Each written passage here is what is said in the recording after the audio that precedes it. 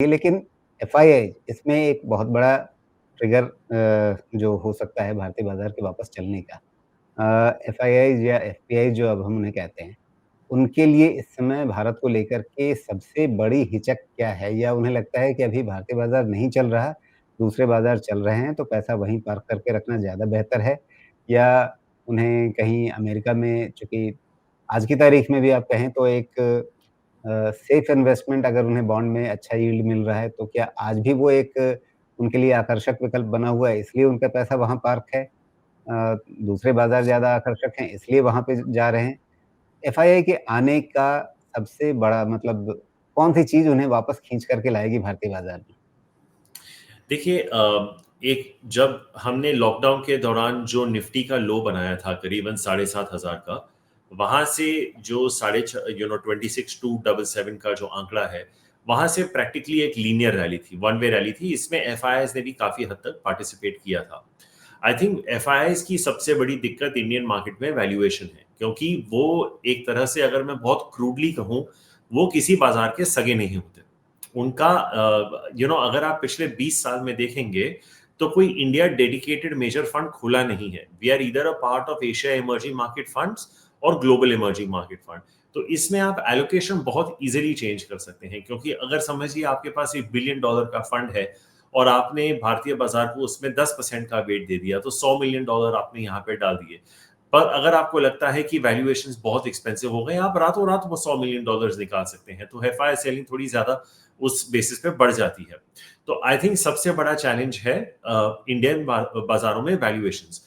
दूसरा जो आपने जिक्र किया, बहुत इंपॉर्टेंट जो जिक्र किया आपने, कि जो हमारे कंपेटिटिव मार्केट्स हैं या कंपेरेबल मार्केट्स हैं, उनमें जिस तरह से फॉर एग्जांपल आप चाइना, अगर मैं आपको 12-15 महीने पहले चाइना में ले जाऊं, तो China was completely out of flavour.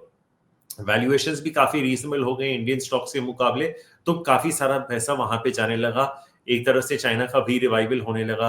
अभी आप देख रहे हैं केमिकल सेक्टर के भी नंबर्स अच्छे आ रहे हैं, जो कि चाइना से काफी हद तक लिंक है। और ऐसे बहुत सारे ग्लोबल मार्केट्स हैं जिससे जिनके साथ हम compete करते हैं, वियतनाम एक्सेट्रा, जहां पे शायद पैसा वैल्यूएशन की वजह से चला गया हो। दूसरी अनसर्टेनिटी ये भी है कि इंडिया की ट्रेड डील कैसे होगी यूएस के साथ।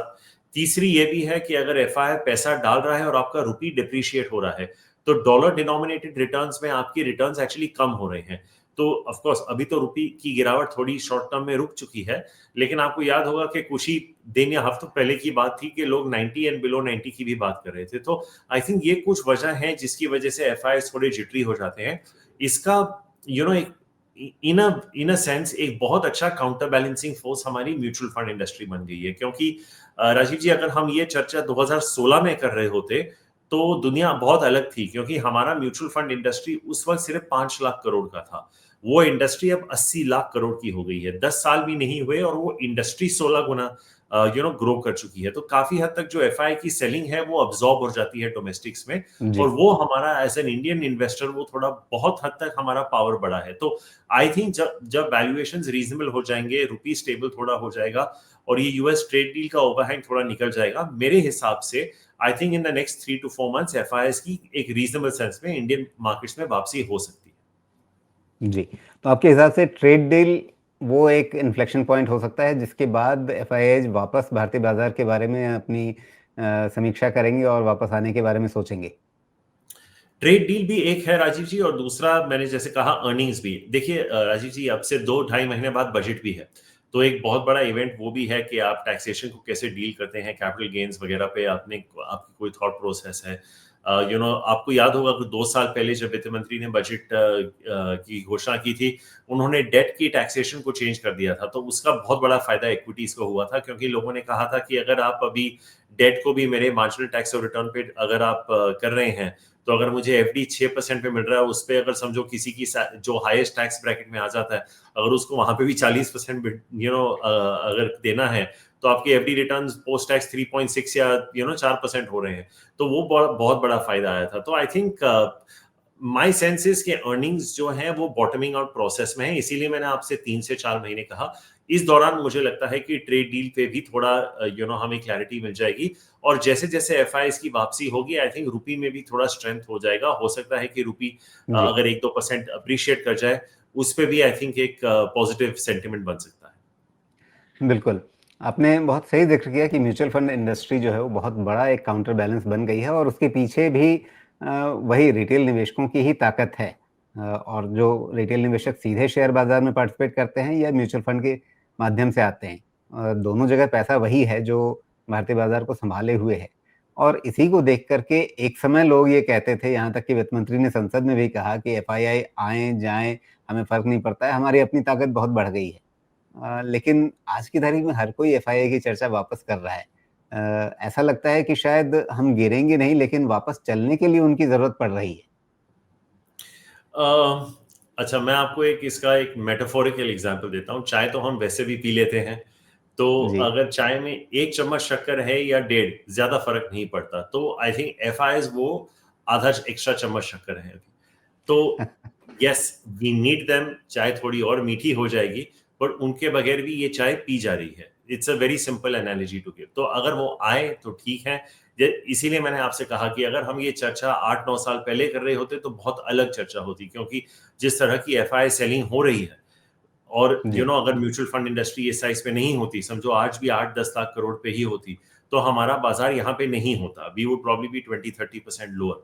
लेकिन मुझे ये भी याद है राजीव जी, क्यों जब लीमन ब्रदर्स का क्राइसिस हुआ था 2008 में, if I am not mistaken, मेरे आंकड़े थोड़े हेजी हो सकते हैं, लेकिन if I am not mistaken, south Korea में से एफआईआईज ने पैसा विड्रॉ किया था उस साल, और साउथ कोरियन मार्केट कॉस्ट भी जो था वो पॉजिटिव था। और मुझे याद था कि काफी सारे लोग इंडिया में कहते थे कि ऐसा वक्त इंडिया में कब आएगा कि एफआईआईज पुल जी। आउट करे लेकिन हमारा बाजार ऊपर चढ़ता जाएगा। आज हम उस तो स्थिति वो में समय हैं है अभी। और हम बोल रहे हैं कि एफआईआईज क्यों नहीं आ रहे। तो एक तरफ से वो शोले का डायलॉग है ना कि दोनों साइड्स ऑफ द कॉइन एक ही, आप हेड्स ही हैं।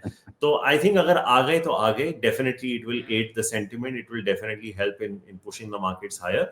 बट हर एक चीज का वक्त होता है। I don't think you can expect anyone, जैसे अभी आप एक बहुत बेहतरीन कोट पहन रहे हैं, समझिए वो आपने 2000 में लिया, दुकानदार ने 2200 बोल दिया, 2500 बोल दिया, कहीं पे तो आप भी जाके बोल देंगे ना भाई बस आप रख लो, कोट बहुत अच्छी है, आप रख लो, नहीं लेना। तो आई थिंक एफआईआईज का देखने का नजरिया वही है। I don't think we should read too much into it. It's not a market they can ignore, let me put it that वे।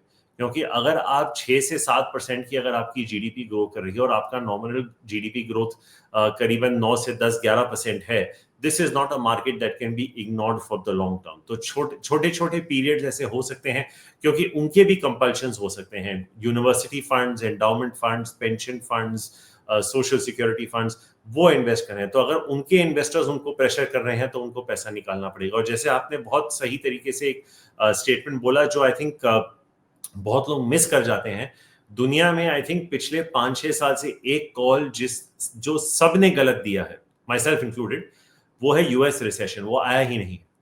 5-6 साल से हम इसकी चर्चा सुन रहे हैं कि यूएस में रिसेशन आ रहा है, आ रहा है, आ रहा है, पर वो आया ही नहीं है। इसीलिए बहुत पैसा यूएस मार्केट में भी गया है।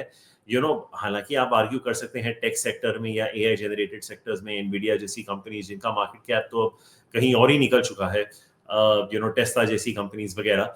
बट आई थिंक भारत का समय आएगा। I don't think we need to get too pessimistic और too dependent on FI money. Like I said, India is not a market they can ignore. Temporary blip होगा, पर मेरे हिसाब से बजट के बाद एक डेफिनेट रिटर्न मुझे दिख रहा है। अगर ज्यादा कोई टिंकरिंग या एफआई जी। नेगेटिव फ्लोज बजट से ना निकले, आई थिंक अगले क्वार्टर के रिजल्ट्स के बाद you will see a turn in the FI flows in the country. Ji.